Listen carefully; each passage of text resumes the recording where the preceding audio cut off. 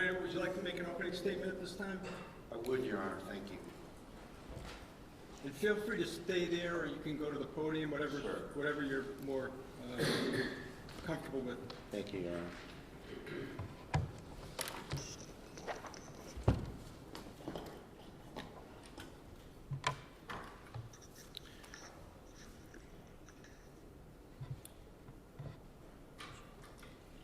May it please the court. Yes, please. Counsel, ladies and gentlemen. Kelsey, no. Kelsey, no. You don't say that when you're staring at the muzzle of a gun pointed at you. You say that to a person who has a gun to their head. And you don't shoot someone in the chest when they are seeking clearly to only harm themselves. And when you do that, you quickly realize, Your Honor, that you need to adjust the narrative to save yourself. That's what this case is about, Your Honor. On June 30th, 2025, Ms. Fitzsimmons' entire world imploded, was destroyed, when her fiancé, Justin Elaine, obtained a restraining order behind her back with unchallenged, untested allegations at the Essex Probate Court. And he took away, at 4:30 in the afternoon, took away custody of her 4-month-old Caden in an ex parte fashion. The North Andover police had to serve that order. And in the late afternoon of the 30th, 3 male officers, Lieutenant Daly, Officers Noonan and Houston, they went to go serve the order. Their job was to take away the baby from Kelsey, a new mother with a 4-month-old named Caden, take her firearms, and give the baby to Mr. Elaine. And that day, Your Honor, Kelsey stood in her house in humiliation in front of her police colleagues and friends.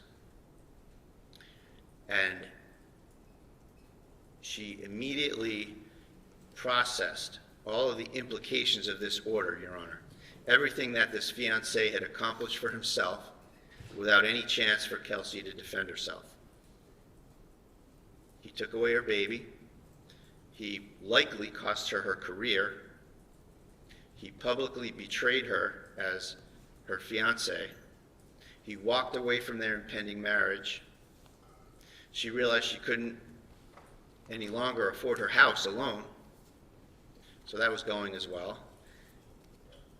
Her gun rights are stripped, and again, the humiliation that she's being served by people who she is friends and colleagues with from the North Andover Police Department.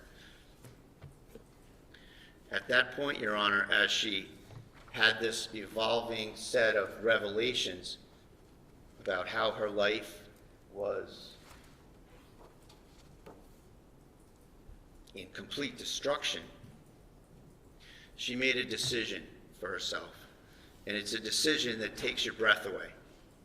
It's a young mother who just minutes before they got there thought she had everything going for her, going back to work. She's on the schedule for July 3rd to go back to work. She decides to end her life with her firearm in her bedroom. She knows her firearm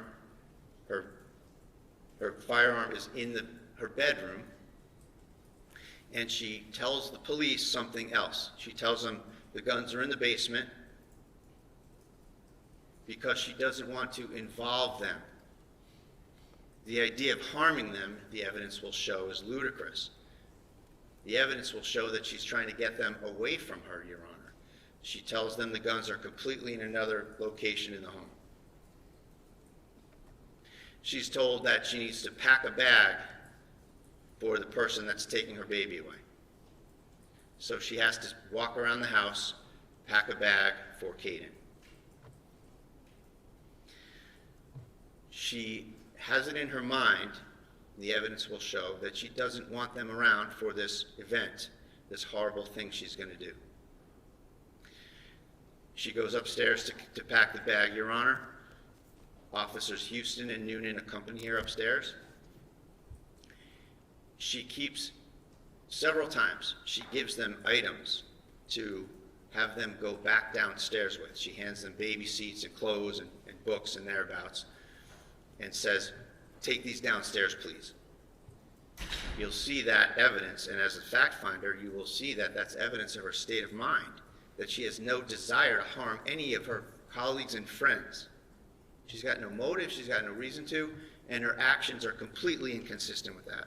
She's trying to get rid of them so she can have a minute in her room, not to do things that every young mother might want to do, but to get her gun and kill herself because her life's over in her mind. So at that point, Your Honor, her apparently what was later learned to be her mom comes in the house, and she's understandably upset. She's saying, how can you take away a baby from their mother? That's when Houston goes downstairs. So part one is accomplished, that Houston is downstairs. Houston's a friend. Houston was invited to her wedding. He goes downstairs. Noonan is still upstairs on the landing. You'll see from all the visual evidence, Judge, it's a stairway that goes up the small landing.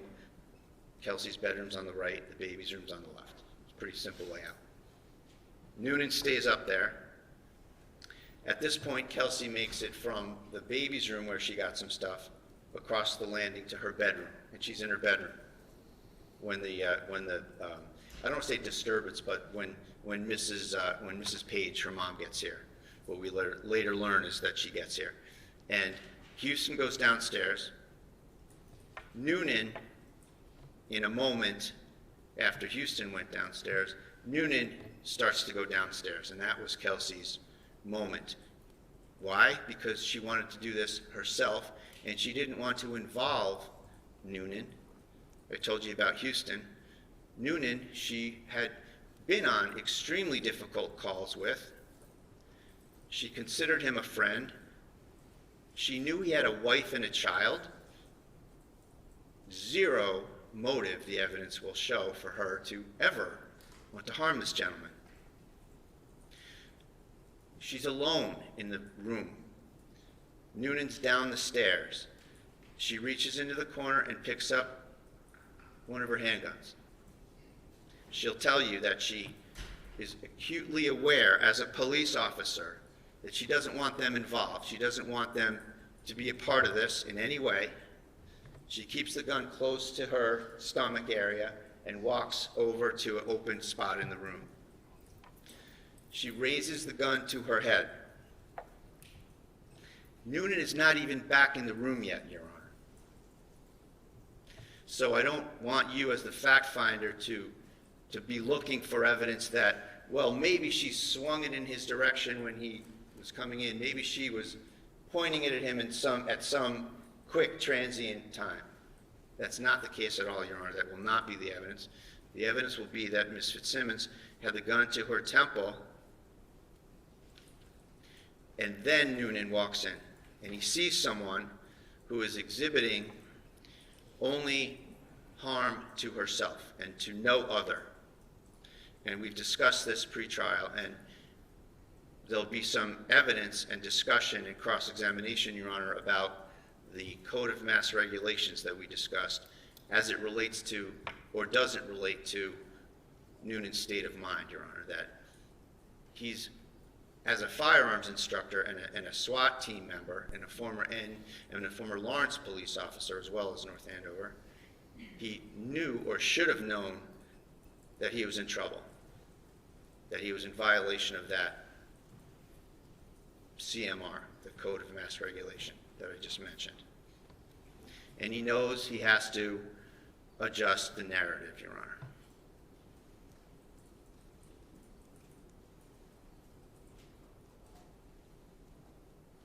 Getting back to the incident, Your Honor. Kelsey has the gun to her head. She's trying to steel herself. Noonan comes around the corner and sees it, and the evidence will show that he is not some super cool James Bond type law enforcement officer, that he has a look of panic on his face, and that he's flustered. And certainly no one's faulting him for that. But that's what he looked like, and that's what the evidence will show. And that's when the words, Kelsey, no, are uttered. No law enforcement officer, Judge, the evidence will show, in his right mind would bargain with someone who has their hand on the trigger and the muzzle in your face. The evidence here, Judge, will show that he was trying to tell her not to kill herself. The evidence will show that Kelsey never pointed a gun at him, and that this was a mistake. It was a brain freeze. It was a mechanical thing. It was someone seeing a gun and shooting. How do we know this even more so? Besides the lack of motive and the utterances that he made. We know because of the location of the firearm, Your Honor. The firearm, when Kelsey was shot in the chest and went flying backwards and landed on her back, and Daly will tell you that she's on her back. The gun was under her leg. If Miss Fitzsimmons is pointing the gun at Noonan, and falls backwards, how does that gun swing around to get under her leg if she's pointing it the way Noonan says? The evidence will show that's not consistent with the laws of physics. It is, however, consistent with somebody holding the gun to their temple, so it's already to the side of your body, if not behind you when you go flying. So the location of the firearm, the evidence will show, is also consistent with what Kelsey says happened.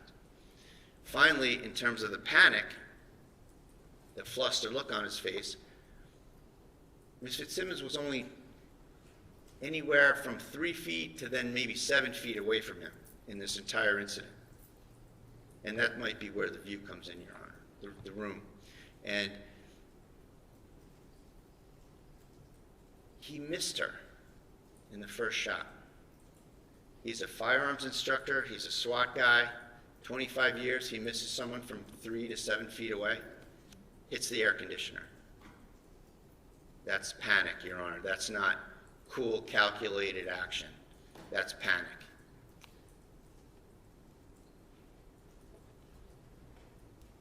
So Daly comes in.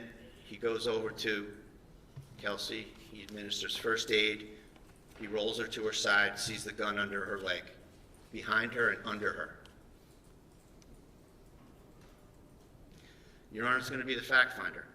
You're going to consider all these things, the physical location of everything, the way things unfolded, the lack of a motive, what makes sense, what doesn't, what's doubtful. Anything that's doubtful is obviously not consistent with what the Commonwealth wants to have happen here. It's consistent with maintaining her presumption of innocence. Only 2 people were in that room. There were no body cameras. The police never interviewed Kelsey Fitzsimmons. They circled the wagons immediately, right at the scene. You'll see everybody treating Noonan like he's the victim. They circled the wagons immediately around Noonan. And everybody wants to defend Noonan in this situation, and no one even took a minute to think about whether Kelsey may have a different take on things, may have something different to say. Why? Why did they ignore Kelsey and circle around Noonan? Probably millions of reasons for the town. Millions of reasons.